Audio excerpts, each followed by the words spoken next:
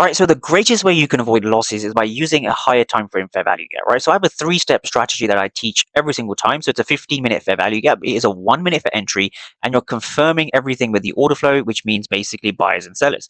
So if we go back to the chart right now, what we're looking for is a 15-minute fair value gap, right? This is basically how I trade, right? So what we see over here is we see a 15-minute fair value gap. If we just play price on a little bit further, what we see is we see a 15-minute fair value gap just resting over here in this region, right? So now from here, what we're now looking for is a 1 minute entry, right? So 15-minute fair value gap. Now we're looking for a 1 minute entry. So if we just kind of play price on a little bit, let's go to down to the 5 minute. Now when price comes down to the 5 minute, notice how we are below the 10 a.m. Eastern and we're looking for a rejection of this area. But how do we know who's in control between buyers and sellers, right? The way you do that is by analyzing my favorite chart, right, which is the order flow. So here we see the exact same price action here on NQ, and we're looking now inside of this 15-minute fair value gap over here.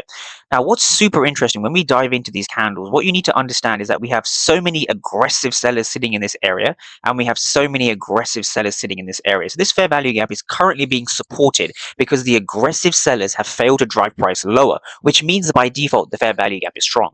Now, when we go over here to the retest, the same exact area, what we're looking for is a huge amount of aggressive sellers, huge amount of aggressive sellers, and huge amount of aggressive sellers. So now when we go back to the regular candlestick chart, what we can understand over here is that we had a large amount of sellers, but the fair value gap was still able to hold.